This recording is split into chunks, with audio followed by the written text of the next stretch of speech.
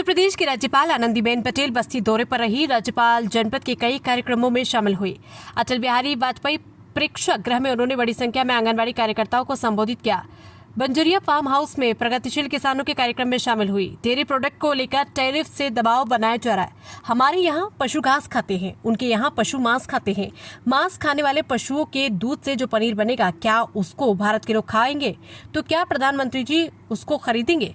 उसके लिए टैरिफ का दबाव बनाया जा रहा है। कभी 50%, कभी 80% टैरिफ लगाने की बात की जा रही है। इसलिए कल प्रधानमंत्री ने कहा कि स्वदेशी चीजें खरीदो, जो अपने देश में बन रहा हो उसी को खरीदो, उसी को खाओ। वहां आंगनबाड़ी कार्यकर्ताओं को संबोधित करते हुए राज्यपाल ने कहा कि आंगनबाड़ी केंद्र ऐसा होना चाहिए जहां पर पीने का पानी, आंगन जहां बच्चे खेल सके, बैठने के लिए चेयर होनी चाहिए, खेलने का सामान हो, सिर्फ 4 दीवारी नहीं होने चाहिए। ऐसे संस्कार मिलता न ही बच्चे आगे बढ़ते हैं। जहां पर सुविधा नहीं वहां पर जनसहयोग से सुविधा बढ़ानी चाहिए। एक ऐसे लोग संगठन है जो इस पर काम करते हैं।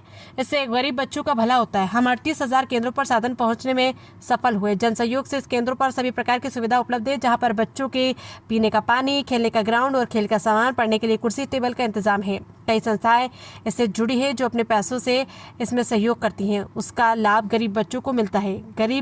गरीबी में जन्मे बच्चे का क्या दोष है? जहाँ भी बच्चा जन्म लेता है उसको शिक्षा और अच्छा भोजन तो मिलना ही चाहिए। बस्ती से शैलेंद्र की रिपोर्ट। व्यवसाय करो और हमारी डेयरी प्रोडक्ट खरीदो। क्यों नहीं खरीदती है भारत? मना क्यों किया? क्योंकि हम इधर हमारे पशुओं को घास खिलाते हैं। घास के अलावा कुछ खिलाते हैं नहीं।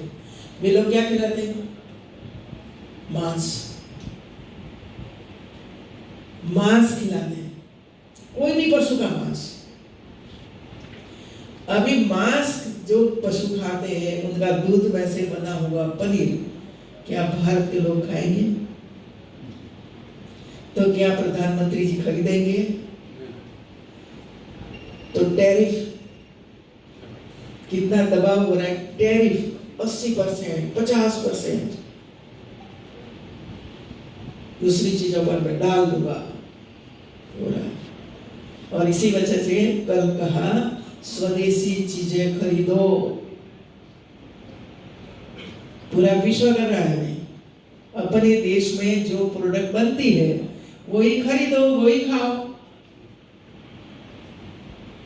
अभी वे लोग अपनी प्रोडक्ट वहां खाते हैं तो हम हमारी प्रोडक्ट इधर खाएंगे, आपकी क्यों खाएंगे भाई?